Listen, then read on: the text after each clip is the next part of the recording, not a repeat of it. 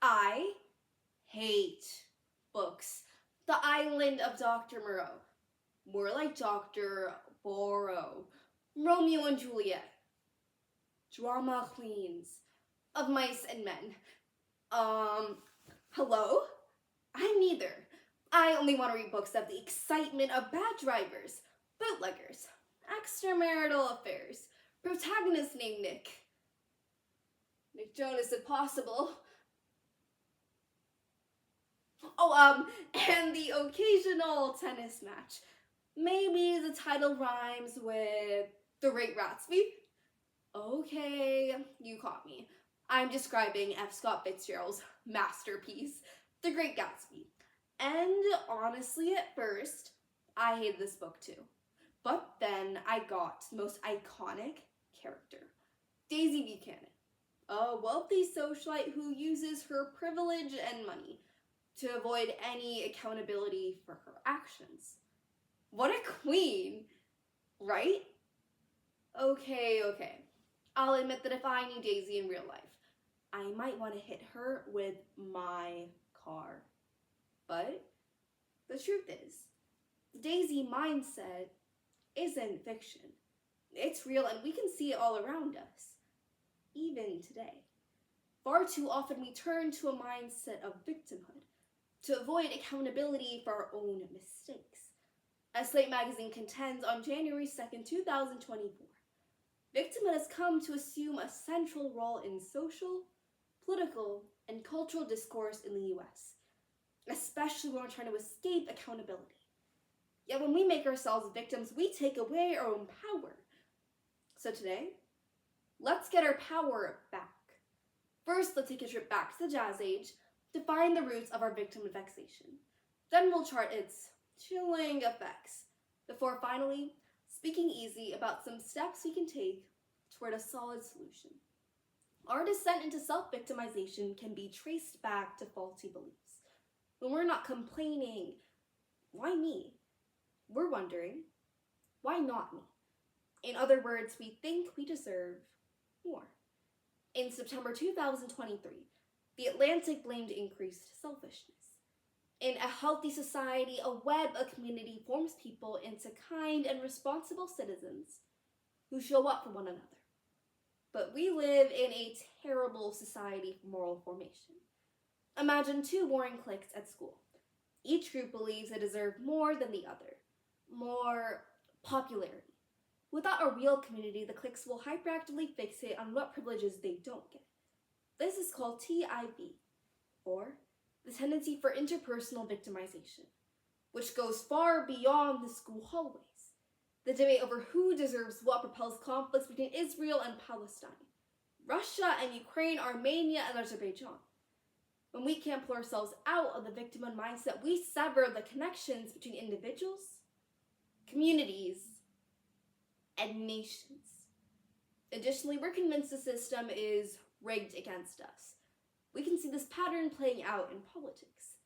The journal Political Behavior explains in 2022, it is in the interest of politicians to make supporters feel as though they have been wronged, and that they are the best candidate to rectify things.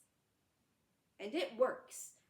In March 2024, Cambridge University Press released a study analyzing the 1,955 speeches Trump gave in the year 2020.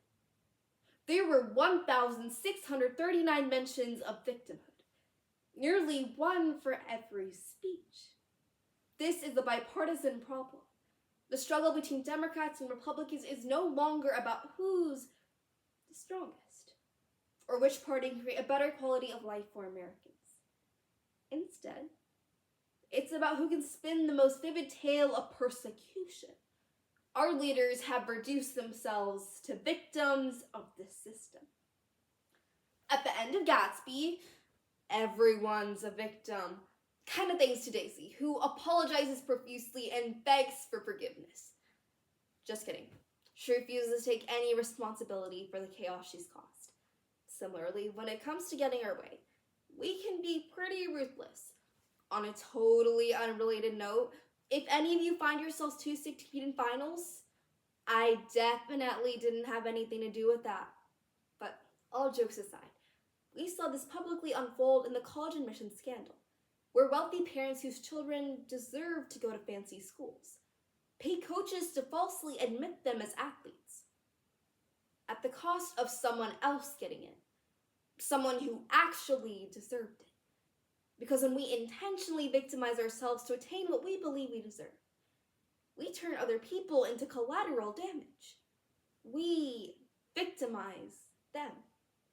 And whatever we gain in the short term, it won't stack up against the long-term effects we can inflict on others. In 1949, Norma and Willie Paget's car broke down on a dark stretch of road. The Pagets claimed that while stranded, 4 black men robbed Willie and raped Norma. Within hours, a mob formed. They murdered 2 of the men and threw the others in prison. Yet according to the book Devil in the Grove, as the evidence piled up, it became clear that the Pagets had made it all up, likely to hide the truth of their volatile relationship. The girls in 4 weren't fully pardoned until 2019, 70 years after their wrongful arrest and long after all had died. Did we learn our lesson? Not quite. False victimizations like this still run rampant today. In 2020, a white woman cut off Carlos Dillard in traffic. She flipped him off, called him a racial slur, and followed his car. When the two finally met face to face, she fell into hysterics, using her tears to convince bystanders that she was the victim. Until someone came to rescue her. As Ruby Hamad, author of White Tears, Brown Scars, explains, some people use this tactic to muster sympathy and avoid accountability every day. But when will we finally realize that all these tears are actually drowning us? For Gatsby and Daisy, things turned out pretty tragically. But for us, they don't have to. Escaping the trap of victimhood begins with understanding what accountability means. It's not a singular moment in time, but a mindset. It's about taking ownership over our words, thoughts, and actions. As a first step towards accountability, we can practice intentional gratitude. Keep a journal and at the end of each day, write down something you're grateful for, focusing on what you have, not what you don't. Dr. Miliana Simon Thomas of the Greater Good Science Center explains, it could be as simple as the feeling of warm sunshine through a window on your shoulder. Noticing what's good helps us undo the notion that everything is bad. We can take action by volunteering in our community and becoming aware of our own privilege. Gratitude can even save lives. In a study published by the American Medical Association, 50,000 women between the ages 69 and 96 were asked to fill out a gratitude questionnaire. Reviews of the data over time led researchers to conclude that women who expressed the most gratitude harbored a 9% lower risk of death. After gratitude comes accountability.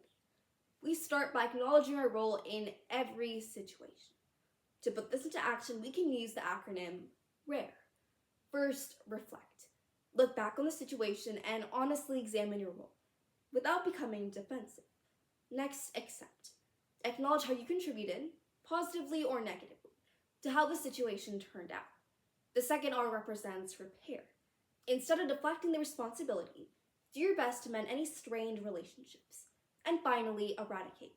Work through any negative feelings and release that weight from your shoulders. Let's practice. Let's say there's a math test and you let your friend take a peek at your answers, but you both get caught and your teacher is out for blood. First, reflect. Instead of letting your friend take the fall, take ownership of your involvement. Next, accept that your choice makes you equally responsible. Then, repair. Make things good between you, your friend, and your teacher. Humbly accept your punishment. And finally, eradicate the behavior. Decide that this will not happen again. And keep yourself accountable. Okay, so I'll admit that Daisy isn't the best role model, and yet we see traces of her character everywhere. But now that we got into the bottom of the victimhood mindset, and how we use it to escape accountability, I hope we'll all be looking for a better heroine. Someone who takes responsibility and solves problems instead of becoming prey to them. Who knows? Maybe the star of the next great American novel is in this very room. So let's write a new story together. Thank you.